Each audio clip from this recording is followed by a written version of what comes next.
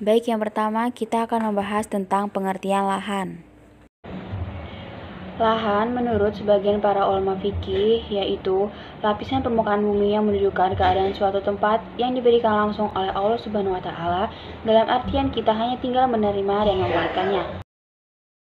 Dijelaskan dalam surat Al-A'raf ayat 56 yang berbunyi, wala tufsidu fil ardi ba'da islahiya wad'uhu khaufan wa tama'an inna rahmatallahi qaribum minal muhsinin, yang artinya, dan janganlah kamu berbuat kerusakan di bumi setelah diciptakan dengan baik. Berdoalah kepadanya dengan rasa takut dan penuh harap. Sesungguhnya rahmat Allah sangat dekat kepada orang yang berbuat baik. Dari ayat di atas dapat dipahami bahwasannya kerusakan sumber daya atau kadangkala dalam bentuk material, misalnya menghancurkan orang yang memakmurkannya, mengotori kesuciannya, menghancurkan benda hidupnya, merusak kekayaannya, atau menghilangkan manfaatnya. Oleh sebab itu, sumber daya alam berupa pertanian seharusnya tidak dirusak atau menghilangkan manfaatnya, tapi lebih tepat untuk dipelihara, dijaga, dan dikembangkan untuk memenuhi kebutuhan hidup manusia. Karena sektor pertanian merupakan sumber daya pokok bagi ketahanan pangan manusia.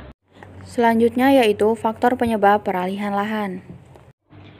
Faktor peralihan lahan pertanian diantaranya yaitu adanya peningkatan jumlah dan aktivitas penduduk serta aktivitas pembangunan. Pertumbuhan penduduk dan pertumbuhan perekonomian menuntut pembangunan infrastruktur baik berupa jalan, bangunan industri, dan permukiman. Hal ini tentu saja harus didukung dengan ketersediaan lahan. Dengan kondisi demikian, permintaan terhadap lahan untuk penggunaan non-pertanian tersebut semakin meningkat. Akibatnya, banyak lahan sawah, terutama yang berada di sekitar perkotaan, mengalami alih fungsi ke penggunaan lain. Dan yang selanjutnya yaitu dampak peralihan lahan.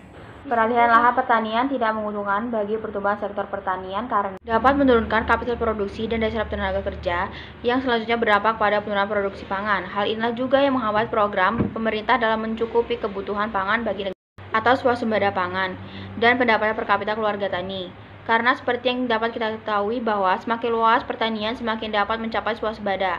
Sedangkan apabila semakin banyak kebutuhan pada lahan pertanian, maka swasembada tidak akan tercapai yang disebabkan oleh berkurangnya produktivitas pangan akibat keterbatasan lahan pertanian yang ada, menghadapi tantangan yang sangat kompleks dalam memenuhi kebutuhan pangan penduduknya.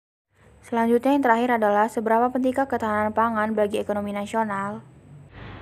Ketahanan pangan merupakan bagian dari ketahanan ekonomi nasional yang berdampak besar pada seluruh warga negara yang ada dalam Indonesia.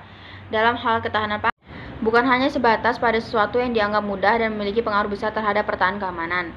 Pertahanan pangan merupakan salah satu hal yang mendukung dalam mempertahankan pertahanan keamanan, bukan hanya sebagai komoditi yang memiliki fungsi ekonomi, akan tetapi ketahanan pangan merupakan komoditi yang memiliki fungsi sosial dan politik, baik nasional maupun global.